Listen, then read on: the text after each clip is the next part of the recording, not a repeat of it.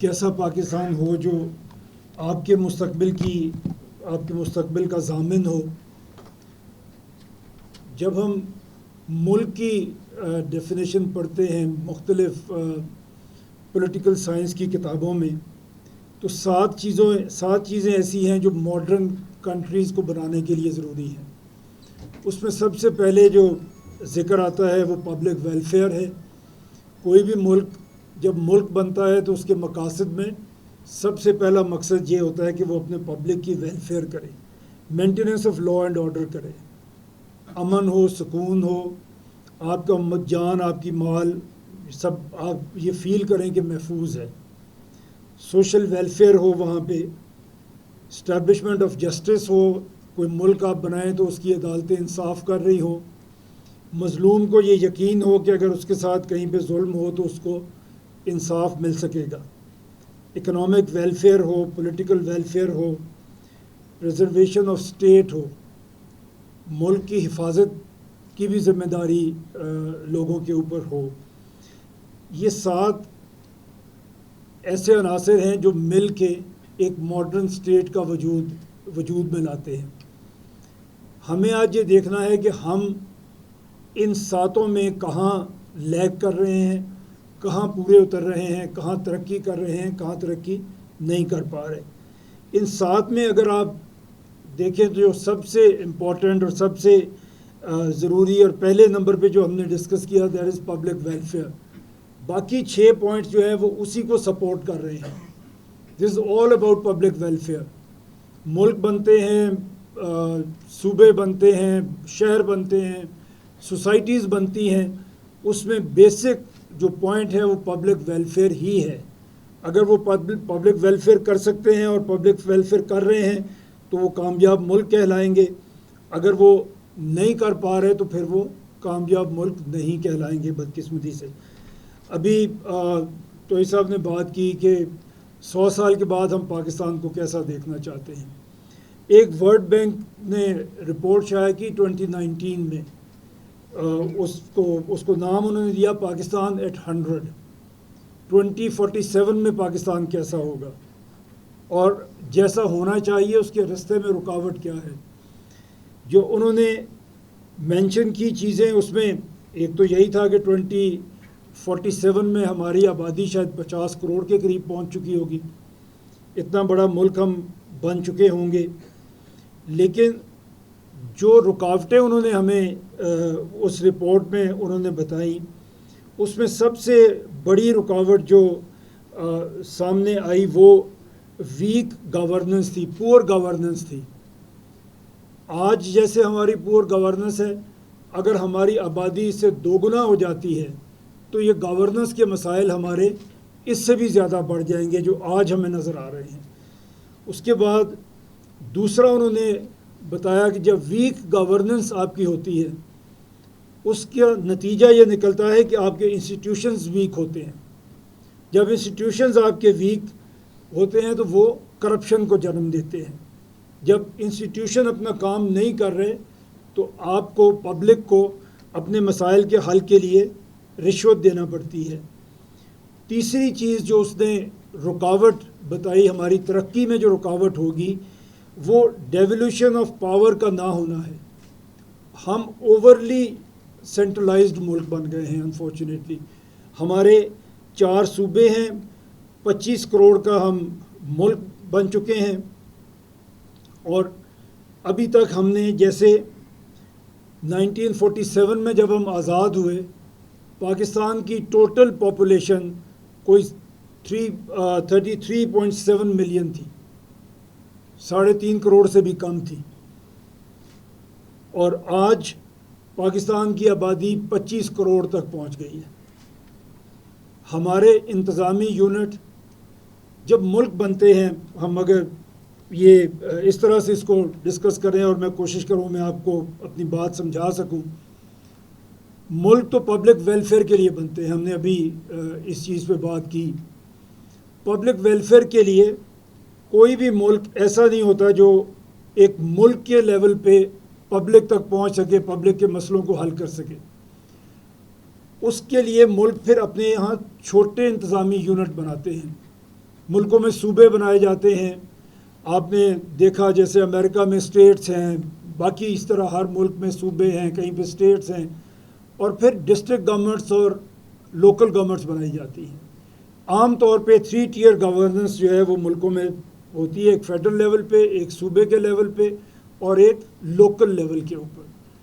तो इस तरह से वेलफेयर जो पब्लिक की है उसको यकीनी बनाने में जो मुल्क हैं, जिन लोगों ने तरक्की की है, जिन मुल्कों ने, वो तरक्की कर सके हैं कि उन्होंने अपनी चीज़ों को, अपनी गवर्नेंस को डिसेंट्रलाइज किया और लोगों के मसाइल उनके घर की दहलीज पे हल करने की कोशिश की। हमने क्या किया, 47 में जब पाकिस्तान बना तो पंजाब की आबादी 20.6 मिलियन थी, 2 करोड़ का सूबा था। आज लाहौर शहर 2 करोड़ के करीब पहुंचा हुआ।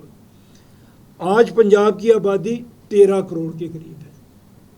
वही पंजाब है, वही बाउंड्रीज हैं, लेकिन आबादी 2 करोड़ से बढ़ के 13 करोड़ पे पहुंच चुकी है। अगर हम इसको समझें कि ये एक मुल्क है तो ये दुनिया का 12वां बड़ा मुल्क होगा, और जो 12 मुल्क इससे बड़े होंगे उसमें चाइना भी शामिल है, उसमें इंडिया भी शामिल है, उसमें मलेशिया भी शामिल है। ये सब मुल्क ऐसे हैं। इनके बाद 12वें नंबर पे पंजाब बड़ा मुल्क होगा अगर हम इसे मुल्कों की आबादी में लेके जाएं। इसी तरह सिंध की आबादी सिर्फ 6 मिलियन थी 1947 में, जो अब बढ़ के 55.6 मिलियन हो चुकी है। खैबर पख्तूनख्वा सिर्फ 5.8 मिलियन का सूबा था, आज उसकी आबादी तकरीबन 41 मिलियन से ऊपर जा चुकी है। बलूचिस्तान सिर्फ 1.1 मिलियन का सूबा था। अभी जब आगे हम बात करेंगे सूबे छोटे करने की, तो कुछ बातें ऐसी भी आएंगी कि जी इतने छोटे सूबे कैसे होंगे और इतनी थोड़ी आबादी का सूबा कैसे बनेगा। तो मैं अभी से आपको ये बताना चाहता हूँ कि बलूचिस्तान एक ज़माने में 11 लाख का सूबा था और पूरा सूबा था, उसमें कोई सूबा होने में कोई कमी नहीं थी। फिर हमारे पास इस्लामाबाद है जहाँ पे हम अभी बात कर रहे हैं।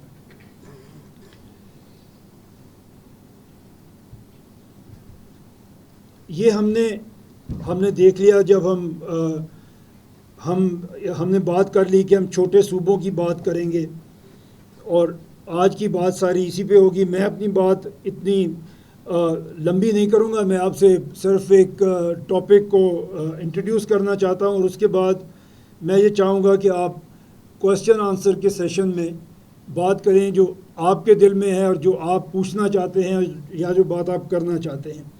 हमने अभी बात कर ली कि सूबे छोटे बनने चाहिए, इंतज़ामी यूनिट छोटे होने चाहिए। हमारे 1947 में कम आबादी के सूबे थे, अब बढ़ते बढ़ते जहाँ तक पहुँच गए वो भी बात हम कर चुके। हमने अपने एडमिनिस्ट्रेटिव यूनिट्स को तकसीम नहीं किया, उसका कुछ नतीजा भी निकला।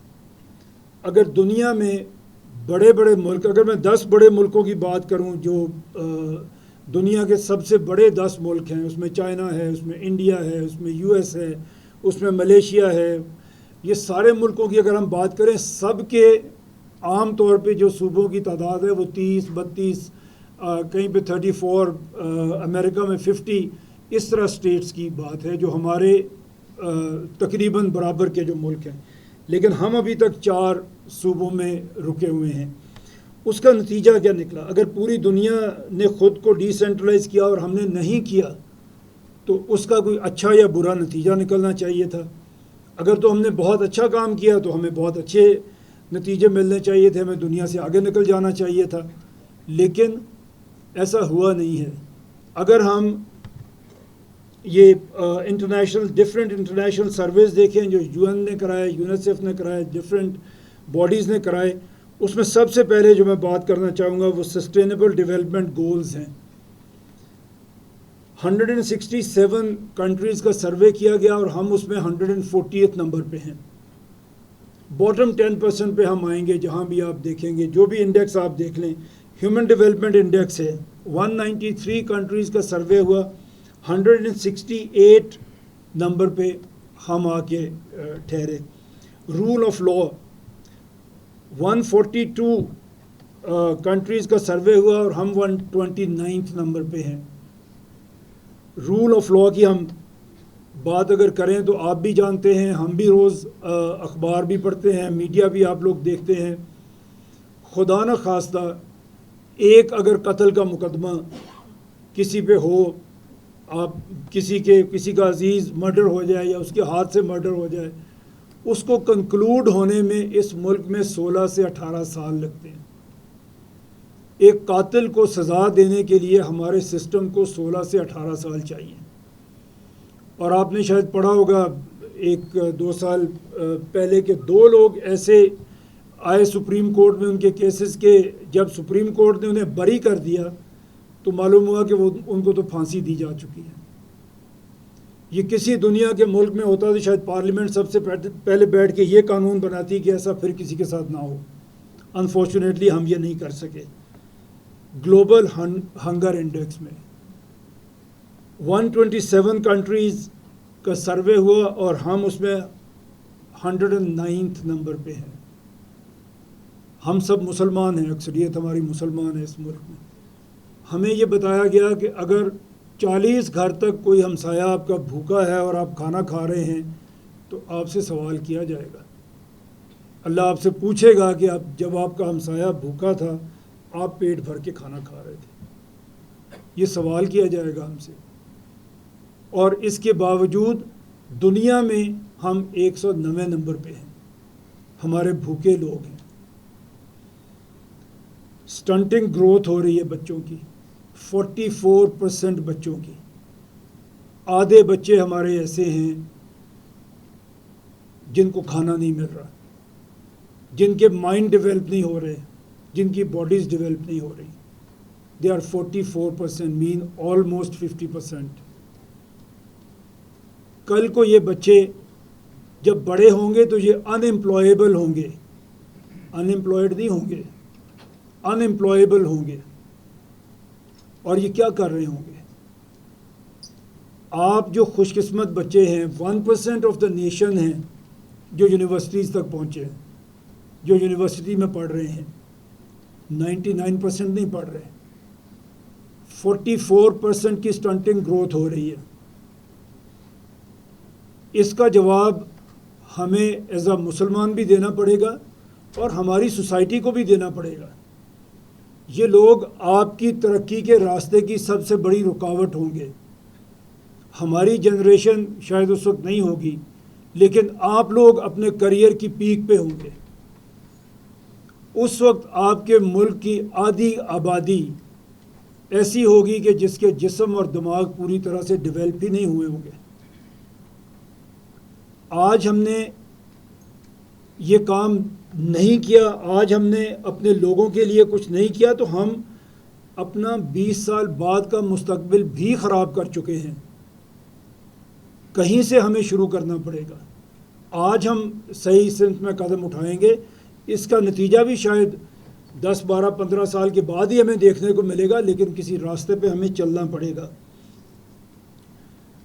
अभी हम भूख की बात कर रहे हैं तो ड्रिंकिंग वाटर में भी हमारी सिर्फ 38% पॉपुलेशन को अवेलेबल है। उसकी तो खैर बात ही अभी क्या करनी है, अभी तो हम स्टंटिंग ग्रोथ की बात कर रहे हैं। और ऐसे बच्चे जो स्कूल नहीं जा रहे, उसमें हम दुनिया में नंबर 1 हैं, परसेंटेज में नहीं, नंबर में।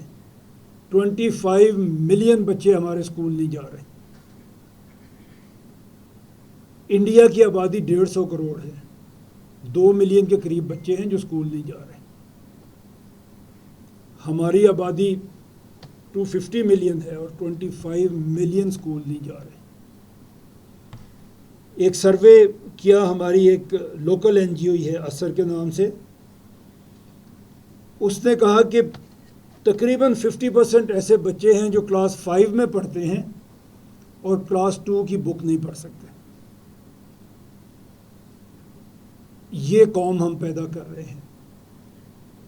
जब आपके सूबे मुल्कों से भी बड़े होंगे तो आपके सारे जो वो महकमे जो सरकार चला रही होगी उनकी हालत शायद इसी तरह से होगी।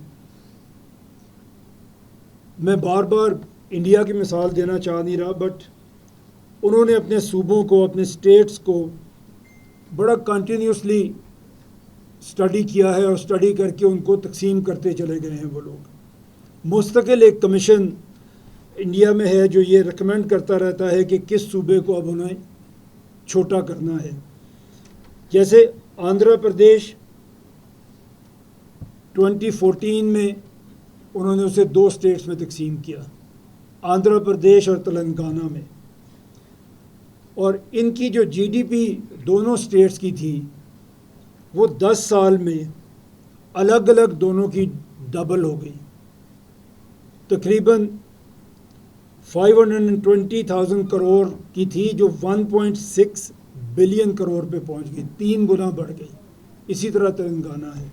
और अगर आप इनकी पर कैपिटा इनकम देखें, आंध्र प्रदेश की 93,000 थी जो बढ़ के 268,000 हो गई, ये भी तकरीबन 3 गुना बढ़ गई। इसी तरह तेलंगाना था, इनका 124,000 इंडियन रुपीज़, वो बढ़ के 356,000 इंडियन रुपीज़ पे चली गई।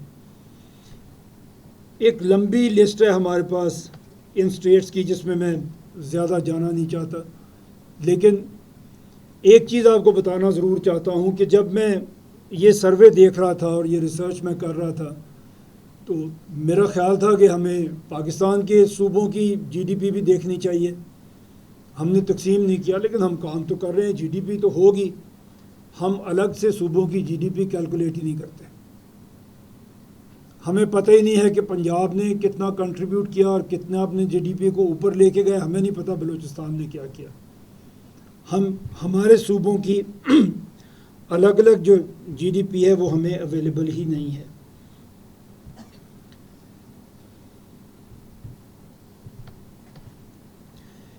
इसी तरह हम जो ये मसाइल की बात हुई आपके सामने, तजवीज़ हम ये करते हैं कि पाकिस्तान के तमाम डिवीजन्स को जो 33 हैं उन्हें अलग अलग सूबा बनाया जाए,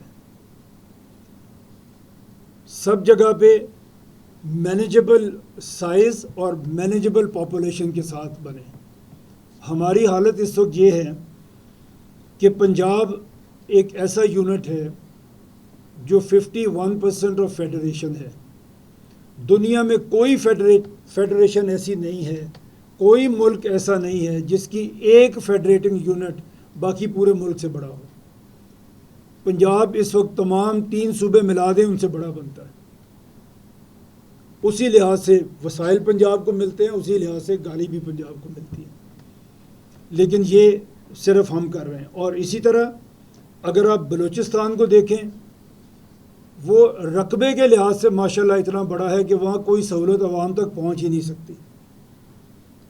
और अनफॉर्चुनेटली हमने पिछले 78 ईयर्स में सिर्फ 5 कैपिटल सिटीज़ को डेवलप किया है। आप में से बहुत सारे बच्चे, मुझे यकीन है, लाहौर, पेशावर, कोयटा, कराची और इस्लामाबाद से अलावा भी कई शहरों से होंगे। आप बता सकते हैं, आप सोच सकते हैं कि आपके शहरों के साथ क्या हुआ। हमने 4 प्रोविंशियल कैपिटल्स हमारे डेवलप हुए जैसे भी हुए, और 1 फेडरल कैपिटल है। छठा कोई शहर नहीं है जिसे हम ये कह सकें कि वो भी डेवलप हुआ है। Faisalabad which is 3rd largest city of Pakistan, एक ढंग का हॉस्पिटल नहीं है वहाँ पे, एक ढंग का स्कूल या कॉलेज वहाँ पे नहीं है। पता नहीं फास्ट बना है कि नहीं, अभी वहाँ फास्ट बन गया, चले अल्लाह का शुक्र है कुछ तो बन गया।